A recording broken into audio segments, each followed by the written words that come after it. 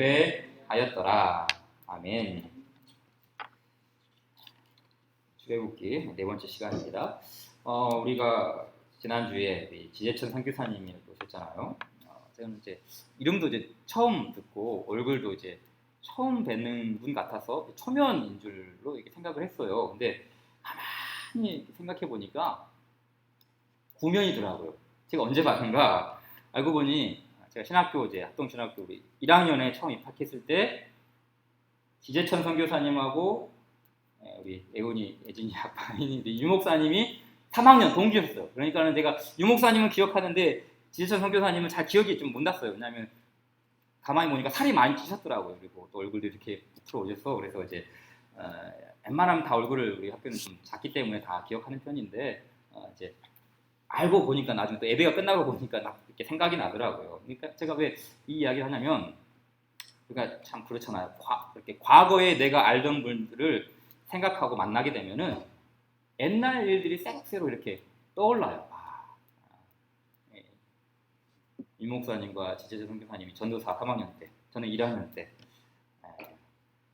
그분들은 잘 모르지만 저도 이제 막상 이제 목회자가 되겠다고 이렇게 신학교의 문을 두드렸는데 그때의 당시를 생각하면 너무 부끄럽죠. 정말 부끄럽죠. 어떻게 그런 모습으로 목회자가 되려고 했는가. 부끄러운 모습들이 많습니다. 만약 그때 그 신학교 때의 그 일을 녹화한 그 동영상을 스크린으로 이렇게 비춰준다 그런다면은 저는 부끄러워서 당장 이렇게 뛰쳐나갈 것입니다. 그만큼 부족한 모습들, 참 믿음이 없는 모습들이 많았습니다. 이 이야기를 하냐면 우리가 출애굽기 좀 보고 있는데요. 우리가 출애굽기는 전통적으로 모세가 기록한 성경이라고 말하고 있지 않습니까? 근데 만약 이게 모세가 기록한 이 출애굽기가 모세가 기록한 자서전이었다면 그렇잖아요. 자서전은 보통 자신의 실수를 많이 적을까요? 자신의 자랑거리를 많이 적을까요? 그렇죠. 자랑거리를 많이 적죠.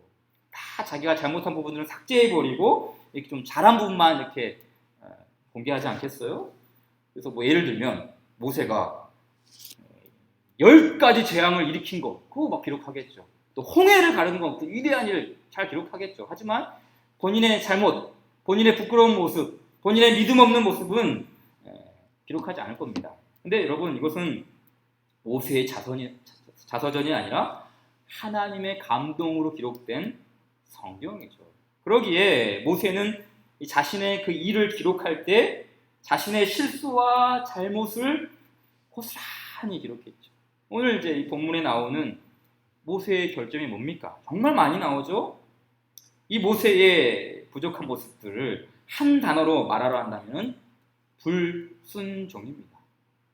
모세가 얼마나 불순종을 많이 했는지 몰라요. 모세는 순종의 사람이기 이전에 불순종의 사람이었어요. 그것도 한두 번이 아니라 오늘 본문에만 무려 3번, 3장까지 합하면 4번 계속해서 이 불순종의 퍼레이드를 펼칩니다. 자, 첫 번째 불순종의 모습이 어디에 나왔습니까? 지난주에 살펴봤던 3장에 말씀드렸죠. 하나님께서 이스라엘 백성들을 구원해 내기 위해서 모세를 보내시겠다고 하자 강력하게 모세가 부인합니다. 3장 10절 우리 한 장 넘겨서 다시 봅시다. 3장 10절과 11절 이제 내가 너를 바로에게 보내어 너에게 내 백성 이스라엘 자손을 애굽에서 인도하여 내게 하리라. 모세가 하나님께 아뢰되 내가 누구이기에 바로에게 가며 이스라엘 자손을 애굽에서 인도하여 내리까. 내가 누구이기에 저는 못 갑니다. 그러자 하나님은 다른 말 하지 않고 그 12절에서 내가 반드시 너와 함께 있으리라. 임마누엘을 약속하시죠. 내가 누구이기에 라는 그 질문 앞에 너는 하나님이 함께 하시는 사람이야 라는 대답을 하신 것이죠. 그러니까 이것만큼 확실한 증표가 어디 있습니까? 너는 가라. 내가 너와 함께 하겠다. 함께 한다는 거 하나님의 놀라운 증표죠. 그것과 붙잡고 알겠습니다. 하나님 이스라엘 백성들에게 가겠습니다. 바로 앞으로 가겠습니다. 그러면 좋잖아요. 하지만 모세는 여전히 신뢰하지를 못합니다. 그래서 두 번째로 이스라엘 백성들을 핑계 삼아요. 4장에 나오죠. 4장 1절에 우리 4장 1절 다시 한번 읽을까요? 시작. 모세가 대답하여 이르되 그러나 그들이 나를 믿지 아니하며 내 말을 듣지 아니하고 이르기를 여호와께서 네게 나타나지 아니하셨다 하리이다. 백성들이 자신을 보낸 하나님도 믿지 않고 모세 자신도 믿지 않겠다는 것이죠. 근데 여러분 이것은 사실을 잘 보면 이건 백성들의 불신앙이 아닙니다. 지금 모세는 백성들이 안 믿으면 어떡하지? 이런 거 생각할 겨를이 아니죠. 하나님이 보내시면 하나님 믿고 가는 것이지 백성들이 안 믿으면 어떡할까요? 이런 걱정할 때가 아닙니다. 사실은 이건 백성들이 믿음이 없는 것이 아니라 누구에게 믿음이 없는 거예요? 모세에게 믿음이 없는 것이죠. 모세 자신 안에 지금 믿음이 없는 거예요. 백성이 믿을지 안 믿을지는 모세의 소관이 아닙니다. 하나님이 하시는 일이죠. 자신에게 믿음이 없기에 이런 핑계를 대는 것이죠.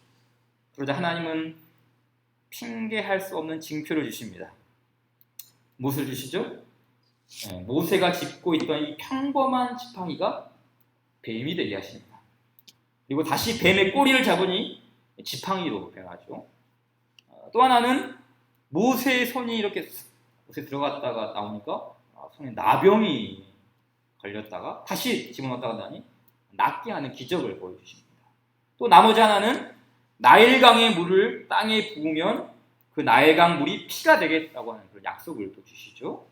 그러니까 이 모든 것은 뭡니까? 단지 하나님께서 신기한 마술을 보여주는 것이 아니라 이스라엘 백성들에게 살아계신 하나님이 존재하다는 것을 알려주겠다. 너도 이것을 믿고 또 그들에게 이것을 보여줘라 라는 확실한 증표를 주신 것이죠. 하나님이 이렇게까지 표적을 보여주셨다면 예스! 하나님 충분합니다. 이거면 되겠습니다.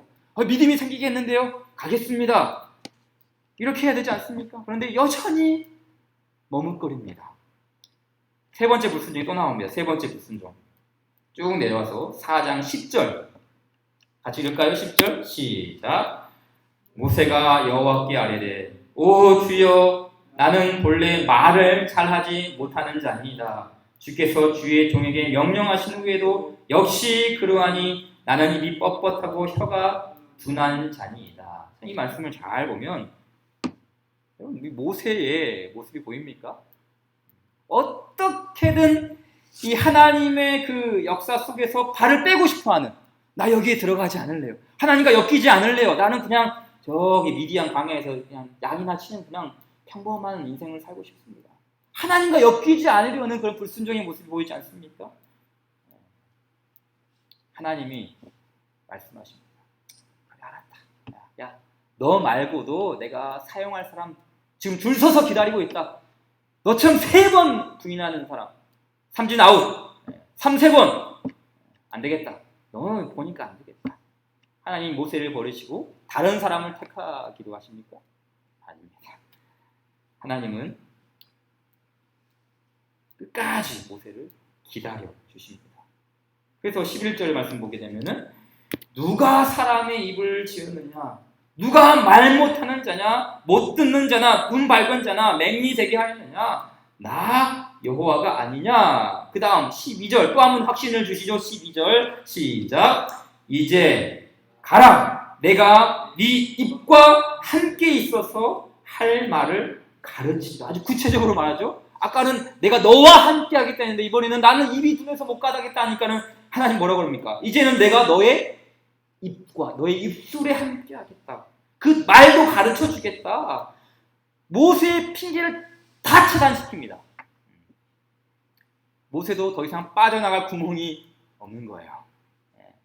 더 이상 빠져나갈 구멍이 없어요. 하나님, 제가 누구이기에 저를 보냅니까? 내가 너와 함께하겠다. 너는 내가 함께한 사람이다. 이렇게 말했고, 또 하나는 징표를 보여주시면서 이적을 보여주시면서 큰 일을 내가 하겠다. 하나님, 전 말 못하는데 아니 내가 너 입술에 할 말을 가르쳐 줄 거야. 더 이상 빠져나갈 구멍이 없어요. 그러면 이제 여기서는 또 순종해야 되잖아요. 고집 꺾어야 되잖아요. 아니요. 끝까지 모세는 반항합니다. 네 번째 불순종이 나옵니다. 그게 뭡니까? 모세의 불순종 네 번째는 13절에 나오죠. 13절. 같이 읽을까요? 시작. 모세가 이르되 오 주여 보낼 만한 자를 보내소서. 바꿔 말하면 나는 가지 않겠습니다. 모세의 숨은 의도가 바로 이거죠. 여러 가지 핑계를 대긴 했지만 실질적인 모세의 핑계는 진짜 핑계는 이거죠. 나는 가지 않겠어요. 보낼 만한 자를 보내소서. 모세의 계속된 거부 앞에 하나님이 노하십니다. 이 말은 하나님이 이성을 잃을 정도로 막 뚜껑이 열렸다라는 어떤 그런 표현이 아니라 이건 일종의 수사법이죠. 모세가 그만큼 잘못을 범하고 있다는 것이죠. 모세가 그만큼 하나님이 진노하실 만큼의 잘못된 모습을 계속해서 보이고 있음을 강조하는 것이죠. 하나님은 그런 모세를 계속해서 다독이시며 격려하시고 또 한 번 모세를 말씀해 주십니다. 얘야, 내가 네 형 아론을 붙여주겠다. 네 형 아론은 달변가야. 그 아론이 너한테 할 말을 가르쳐주고 그 아론이 바로에게 또 말을 해줄 거야. 내가 네 입술에도 함께하고 아론의 입술에도 함께해서 너희들이 그 일을 행할 수 있도록 도와주겠다. 계속해서 하나님이 격려하시고 이끌어주시고 모세 자체는 할 수가 없는 그런 인물이거든요. 하지만 하나님이 하실 수 있도록 계속해서 뒤에서 밀어주시고 후원해주고 있는 것을 보게 되죠. 여러분, 하나님이 택한 백성과 하나님이 직접 실랑이를 벌이면 누가 이길까요? 내가 이길까요? 하나님이 이길까요? 당연히 하나님이 이기죠. 여러분, 어떤 사람이 됐든지 간에 하나님은 우리의 그 고집, 우리의 어떤 이 끈질긴 아집, 하나님은 반드시 그걸 꺾으세요. 근데 이 꺾는 방법이 두 가지가 있어요. 첫 번째는 뭐냐면 하나님께서 인내하시면서 기다려주시는 거예요. 인내하시면서. 그럼 하나님은 사람이 아니죠. 우리는 벌써 우리 자녀들을 양육하고 기를 때면은 뭔가 이렇게 인내해주고 기다려주고 하다가 안 되면 바로 화가 나요. 3번. 제가 3번까지 참지만 4번까지는 안 되겠다. 바로 이렇게 손이 나가죠. 바로. 인간의 모습이죠. 근데 하나님은 그게 아닙니다. 하나님은 이번이 벌써 몇 번째냐? 3번, 4번. 아이고 안 되겠다. 더 이상 받을 수 없어. 이게 아니에요. 베드로후서 3장 9절에 있는 말씀 보니까 주의 약속은 어떤 이들이 더디다고 생각하는 것 같이 더딘 것이 아니라 오직 주께서는 너희를 대하여 오래 참으사 아무도 멸망하지 아니하고 다 회개하기에 이르기를 원하시느니라 라고 했어요. 하나님의 인내죠. 하나님의 사랑이 우리 고집을 꺾는 거예요. 하나님의 그 친밀한 인내가 우리의 고집을 꺾게끔 만들어 가시는 것이죠. 그래서 우리 스스로가 그 하나님의 사랑이 못 이겨서 하나님의 그 인내에 못 이겨서 우리가 이 고집을 꺾는 그런 방법이 있죠. 또 하나는 뭐냐면 하나님께서는 징계와 채찍으로 우리의 고집을 꺾으실 때도 있어요. 그렇죠? 하나님은 사랑의 하나님이시기도 하지만 공의의 하나님이시죠. 성경의 역사를 좀 보세요. 이스라엘이 왜 멸망했습니까? 다윗의 왕권이 왜 무너졌습니까? 왜 이스라엘 백성들이 포로로 잡혀갔습니까? 이방 나라들이 너무 강력해져서 국력이 약해졌기 때문에 나라가 망했나요? 아닙니다. 하나님의 징계죠, 징계. 하나님께서 이방 나라를 들어서 채찍으로 삼으신 거예요. 하나님께서 돌아와라. 돌이키라. 계속해서 말씀하시고 기다리시고 인내하셨지만 말을 듣지 않죠. 그럴 때는 이제 징계의 채찍. 우리는 죽었다 깨어나도 하나님을 이길 수가 없어요. 하나님이 징계의 채찍을 들기 전에 사랑으로 기다리실 때 우리가 그 하나님께로 돌아가는 은혜가 있기를 바랍니다. 사랑하실 때, 인내하실 때 우리는 우리의 고집을 꺾어야 돼요. 자, 하나님은 이렇게 모세를 기다려주셨어요. 모세가 사명을 감당할 수 있도록 하나님 포기하지 않으셨어요. 하지만 이것은 하나님이 모세만을 사랑했기 때문만은 아닙니다. 왜 하나님께서 이렇게 모세를 포기하지 않고 끝까지 모세가 지도자가 될 수 있도록, 모세를 보낼 수 있도록 하나님께서 이끌어 주셨을까요? 모세만을 사랑했기 때문일까요? 아니죠. 하나님은 그 모세를 통해서 이스라엘 백성들을 구원해내기를 원하셨어요. 하나님의 백성들, 자신의 백성을 반드시 구해내야 하는 하나님의 그 사랑이 있기에 모세도 포기할 수 없었고, 모세를 포기하면 그것도 이스라엘 백성을 포기하기 때문이죠. 그러니까 모세를 포기하지 않은 것은 이스라엘 백성들, 하나님의 언약의 백성들을 포기하지 않겠다는 하나님의 그 의지, 하나님의 끈질긴 사랑이 담겨 있는 것이죠.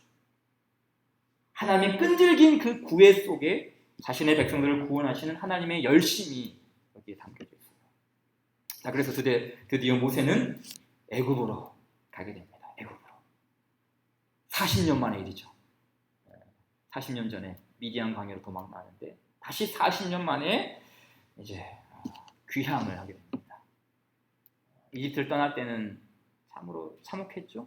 범죄자, 살인자, 도망자, 두려움에 사로잡혀서 이렇게 애굽을 빠져나왔습니다. 그러나 이제는 하나님의 사람으로, 하나님이 함께 하시는 지도자로, 하나님의 말씀을 맡은 선지자로 이스라엘을 구원하기 위해 애굽을 향해 가고 있어요. 달라졌어요. 애굽을 빠져나갈 때와 애굽으로 다시 돌아갈 때가 전혀 뒤바뀐 삶입니다. 하나님께서 이스라엘을 구원하기 위해 모세를 그렇게 보내십니다. 자, 그럼 하나님께서 이스라엘을 구원하기 위해 오늘 본문 말씀 속에서 어떤 일을 행하시는지, 이 모세를 통해서 어떤 일을 행하시는지 세 가지 정도를 한번 좀 살펴보도록 하겠습니다. 자, 첫 번째는 뭐냐면 하나님께서는 이스라엘 백성들을 구원하시기 위해 모세에게 하나님의 지팡이를 쥐어주십니다. 하나님의 지팡이를 쥐어주세요. 자, 20절 말씀 같이 한번 읽어볼까요? 20절 시작.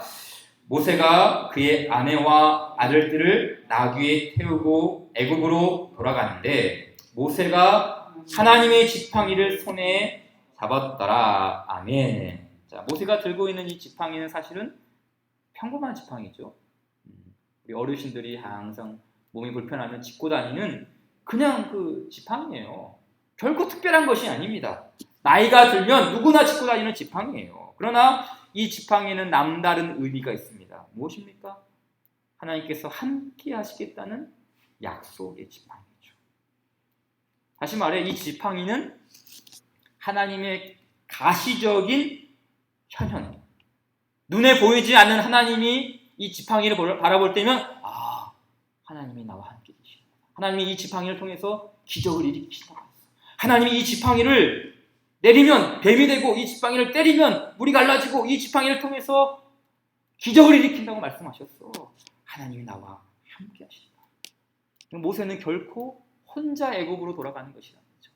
그 가족들을 이끌고 단지 금유하냐 내가 이렇게 미디안에서 성공했다 애굽으로 다시 돌아가는 게 아닙니다. 그는 하나님과 함께 애굽으로 가고 있어요. 성경을 보면 하나님은 그때마다 눈에 보이는 상징으로, 눈에 보이지 않는 하나님이지만 눈에 보이는 상징으로 자신을 나타내셨죠. 어떻게 해요? 구름 기둥과 불 기둥으로, 성막으로, 또 성전으로 눈에 보이지 않는 하나님이 눈에 보이게끔 가시적인 것들을 통해서 하나님이 함께 하신 것을 나타내 보이셨습니다. 모세의 지팡이도 마찬가지죠. 그리고 신약 시대에는 이제 그 가시적인 그 하나님의 현현이 이제는 직접 눈에 보이는 하나님으로 우리 가운데 오셨죠. 예수님을 통해서죠. 요한복음 1장 14절 말씀이 육신이 되어 우리 가운데 거하시네. 이 거하다라는 말이 텐트를 치다, 성막을 치다라는 그런 말이거든요. 육신이 되어 우리 가운데 거하심에 마치 그 구약 시대에 성막을 쳤던 백성들이 그 성막을 바라보면서 하나님이 여기에 함께 계신다라는 것을 느꼈던 것처럼 말씀이 육신이 되어 우리 가운데 거하심에 이제 그 하나님이 영광 가운데 우리가 함께 계신다. 그 예수님을 통해서 하나님이 함께 계시는 그 현현을 직접 보여주셨습니다. 그리고 오늘날에는 성령님께서 우리와 함께 계십니다. 모세의 지팡이가 우리에게도 지어졌어요. 모세만 지팡이 들고 하나님 함께 계시는 거 이거 아닙니다. 우리도 눈에 보이지 않는 그 하나님이 우리 안에 내주하고 계시고 그 성령 하나님께서 역사하시는 말미암아 내게도 그 모세의 지팡이가 지어진 줄 믿으시기 바랍니다. 우리 삶에 친히 임재하시는 그 구원의 주님을 경험하는 은혜가 있기를 바랍니다. 자, 두 번째, 하나님께서 이 언약 백성들을 구원하기 위해서 또 하셨던 일이 뭐냐면 이스라엘 백성들을 하나님의 아들 그리고 하나님의 장자로 삼으셨음을 알려주라고 하시더라고요. 알려주라고. 바로에게 가서 말하라. 이스라엘은 내 백성이 아니라 나의 자녀이고 나의 장자이다 라고 이렇게 말하라는 거예요. 22절에 있는 말씀이죠. 너는 바로에게 이르기를 여호와의 말씀에 이스라엘은 내 아들 내 장자라. 주의 백성들이 내 아들이다 내 장자라 라는 이 말이 첫 번째로 나오는 말씀 바로 이 출애굽기 4장 22절이에요. 내 아들이다 내 장자다. 하나님께서 단지 그냥 백성 정도의 어떤 왕과 백성의 거리가 아니라 아버지와 아들, 너무나도 친밀한 그 아버지와 아들. 호세아에서 말씀 보니까 이런 말씀이 있습니다. 우리 같이 한번 스크린 보고 읽어볼까요? 호세아 11장 1절 시작. 이스라엘이 어렸을 때에 내가 사랑하여 내 아들을 애굽에서 불러냈거늘. 하나님의 자녀, 하나님의 장자, 하나님이 사랑했다. 이스라엘은 주님이 사랑하시는 백성들이에요. 사랑 때문에 부르셨고 사랑 때문에 구원하셨고 사랑 때문에 함께 하기를 원하셔요. 이스라엘은 내 아들, 내 장자. 그래서 우리가 이제 나중에 또 살펴보겠지만 10가지 재앙 때 마지막 10번째 재앙이 뭡니까? 이스라엘의 모든 첫태생, 장자들 그들은 다 어린 양의 피로 말미암아 구원을 받습니다. 반대로 어린 양의 피가 없는 애굽의 장자들은 다 죽임을 당합니다. 자, 그럼 우리는 어느 쪽입니까? 구원을 받는 쪽입니까? 멸망을 받는 쪽입니까? 동일합니다. 조건이 있죠. 어린 양의 피가 있느냐 없느냐 그거예요. 어린 양의 피가 없으면 우리도 애굽의 장자, 어린 양의 피가 없으면 애굽의 장자. 그러나 어린 양의 피가 있으면 우리는 하나님의 장자죠.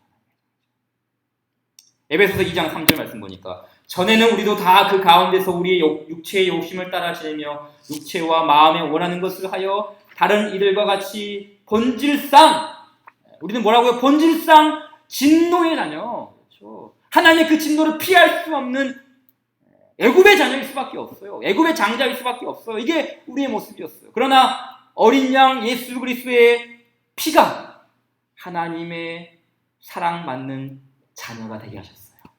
어린 양 예수 그리스도의 피. 그래서 우리가 암송하고 있는 로마서 15장 8장 15절의 말씀 기억하고 계시나요? 너희는 다시 무수하는 종의 영을 받지 아니하고 양자의 영을 받았으므로 우리가 아빠 아버지라 부르짖느니라. 우리는 그리스도의 피로 말미암아 자녀됨의 은혜를 받았습니다. 하나님의 자녀됨은 놀라운 특권입니다. 내 사랑하는 내 아들 내 장자라. 그렇다고 딸을 사랑하지 않는다는 말이 아니죠. 아들은 다 모든 걸 포함하니까 하나님께서 사랑하시는 자녀들, 내 아들 내 장자라, 내 딸 내 장녀라. 우리를 그렇게 놀라운 특권 가운데에 그리스도의 피로 말미암아 구속받는 하나님의 사랑 가운데 있는 자녀가 되게 하시는 것. 이게 하나님께서 구원하시는 하나님의 두 번째 방법이었어요. 자, 세 번째는 뭐냐면 예수 그리스도의 구속을 알려주세요. 모세에게 이 부분은 제가 이제 조금 풀이를 해서 말했는데요. 24절 좀 성경을 보면서 한번 같이 풀어봅시다. 24절 같이 한번 읽을까요? 시작. 모세가 길을 가다가 숙소에 있을 때에 여호와께서 그를 만나사 그를 죽이려 하신지라. 굉장히 이런 경우를 가리켜서 뭐 뜬금없다 그러죠. 하나님께서 모세를 부르셨어요. 그리고 가라, 내가 너와 함께 하겠다. 그리고 지팡이 들고 가고 있잖아요. 그런데 갑자기 중간에 딱 서서 내가 너를 가만두지 않겠다. 여호와께서 그를 만나사, 이 말은 하나님께서 모세를 찾아갔다는 거예요. 그를 만나서 그를 죽이려 하신지라고 합니다. 이유가 뭐 때문이죠? 성경에서는 구체적인 이유를 말하고 있지는 않아요. 다만 아들들에게 할례를 했더니 그를 놓아주셨다라고 말하죠. 26절에. 그렇죠? 26절 말씀 보니까 하나님께서 모세를 놓아주셨다. 그를 놓아주신다. 죽이려고 했는데 다시 살려줬다는 거예요. 뭐 때문입니까? 할례죠. 할례. 할례를 했더니 그를 놓아주셨어요. 그럼 할례가 뭐죠? 할례? 할례는 언약 백성들과 하나님 맺은 언약입니다. 언약. 우리 창세기 좀 찾아볼까요? 이건 말씀 찾아봅시다. 창세기 17장으로 갑시다. 창세기 17장. 아브라함의 그 언약 할 때 조금 배웠던 내용인데요. 창세기 17장 9절부터 한번 보도록 하겠습니다.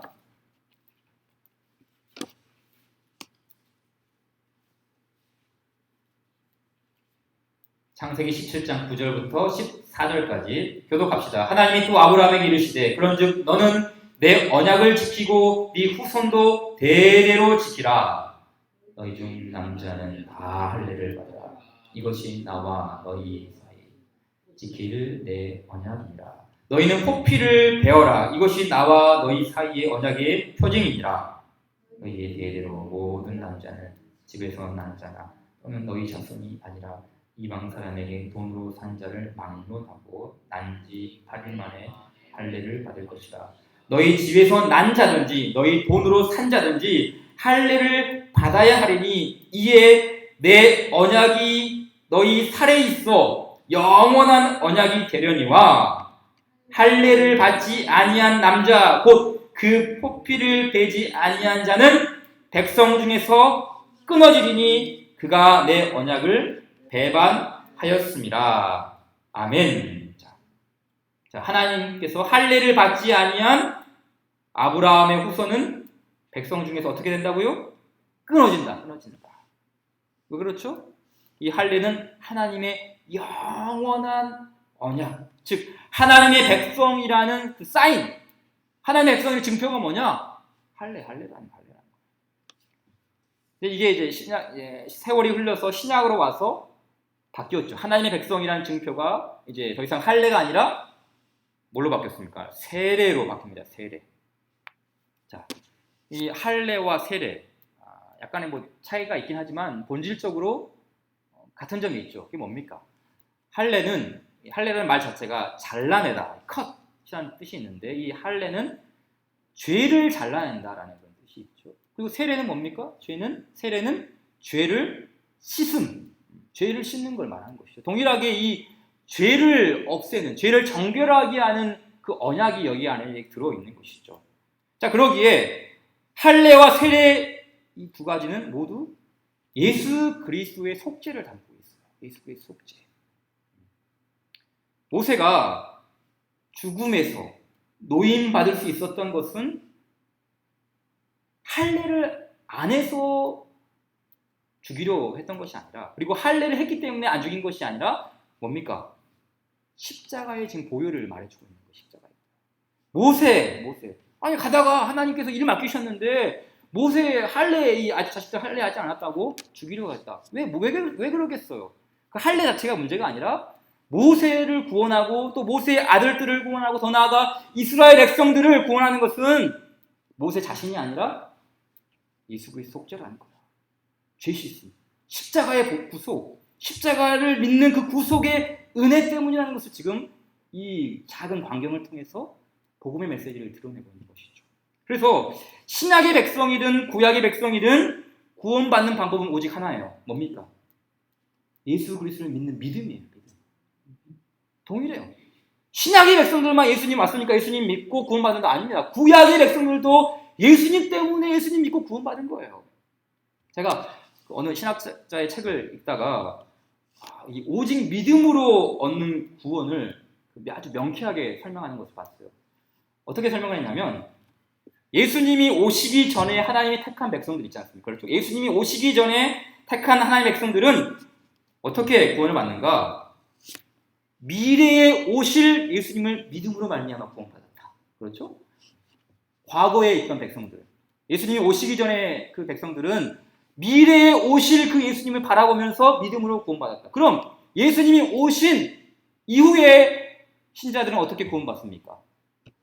그럼 이렇게 표현했더라고요. 과거에 오신 예수님을 믿고 구원받았다. 미래에 오실 예수님과 과거에 오신 예수님, 어떤 차이가 있습니까? 차이가 없어요. 오직 믿음으로 구원받았다는 것이죠. 미래에 오실 그 예수님, 과거에 오신 그 예수님을 믿음으로써 구원받는 것. 십자가의 그 구속의 은혜가 우리의 구원의 조건이라는 것이죠. 이렇듯 이 하나님은 자기 백성을 구원하기 위해서 모세에게 지팡이를 쥐어주시고 이스라엘 백성들 장자로 삼으셨던 것을 말씀하시고 또 그리스도의 구속을 예표해 주시고 알려주셨어요. 자, 그러자 백성들이 이제 마지막 단락에 보면 반응이 나옵니다. 백성들이 어떻게 반응하는가? 자, 우리 말씀을 한번 다시 읽어보도록 하겠습니다. 27절 이하의 말씀이에요. 출애굽기 4장으로 가서 다시 봅시다. 출애굽기 4장 27절 말씀 쭉 한번 읽어볼까요? 다시 봅시다. 27절 여호와께서 아론에게 이르시되 광야에 가서 모세를 맞으라 하시매 그가 가서 하나님의 산에서 모세를 만나 그에게 입맞추니 모세가 여호와께서 자기에게 분부하여 보내신 모든 말씀과 여호와께서 자기에게 명령하신 모든 이적을 아론에게 알린다. 모세와 아론이 가서 이스라엘 자손의 모든 장로를 모으고 아론이 여호와께서 모세에게 이르신 모든 말씀을 전하고 그 백성 앞에서 이적을 행하니. 자, 31절 시작. 백성이 믿으며 여호와께서 이스라엘 자손을 찾으시고 그들의 고난을 살피셨다함을 듣고 머리 숙여 경배하였더라. 아멘. 하나님께서 행하신 그 모든 일들을 알려주고 그것을 선포하자 어떻게 했다고요? 백성들이 믿으며. 첫 번째 이겁니다. 믿어요. 백성들이 믿었어요. 모세를 믿은 것이 아니라 모세를 보내신 여호와 하나님을 믿었습니다. 동일합니다. 우리에게 필요한 믿음입니다. 우리는 나를 위해 이 땅의 독생자 예수 그리스도를 보내신 하나님을 믿습니다. 이스라엘 백성들이 모세를 보낸 하나님을 믿듯이 우리는 예수님을 보낸 그 하나님을 믿고 또 그 하나님께서 보내신 그 예수 그리스도가 우리의 구원자라는 것을 믿습니다. 뿐만 아니라 성령 그 하나님께서 우리와 거룩한 영으로 동행하심을 우리는 믿습니다. 구원받은 백성들의 기준은 믿음입니다. 믿음. 백성이 믿으며 믿음이죠. 또 하나, 그런가 하면 이 모든 주의 말씀을 다 듣고 나서 어떻게 했습니까? 경배했다. 하나님을 예배했다는 뜻이죠. 그럼 믿음으로 사는 것이 뭡니까? 믿음으로 사는 것이 뭐죠? 믿음으로 삽시다. 그런데 믿음으로 사는 게 뭐죠? 믿습니다. 믿습니다. 크게 외치며 사는 게 믿음으로 사는 삶인가요? 오늘 본문을 보자면 하나님을 예배하는 삶, 믿음의 삶입니다. 하나님을 예배하는 삶. 이스라엘 자손을 찾으시고 여호와께서 이스라엘 자손을 찾으시고 그들의 고난을 살피셨다 함을 듣고 머리 숙여 경배합니다. 우리를 찾으시는 하나님, 우리의 고난을 살피시는 하나님, 그래서 마침내는 구원하시는 그 하나님, 그 하나님을 우리는 예배해야 합니다. 그의 구원받은 백성의 삶이죠. 오늘도 우리의 삶 가운데 깊숙이 찾아오시는 그 하나님, 우리의 고난을 살피시고 도우시는 그 하나님, 구원하시는 그 하나님을 우리가 머리 숙여 경배하는 예배자로 살아가기를 소망합니다. 그의 구원받은 백성들의, 지금 구원이 임한 주의 언약의 백성들의 삶의 모습입니다. 믿음과 경배의 삶을 이어가는 것. 오늘도 우리의 삶 가운데 바로 이와 같은 그 믿음의 삶이 이어지고 경배의 삶이 풍성히 우리 가운데 거하는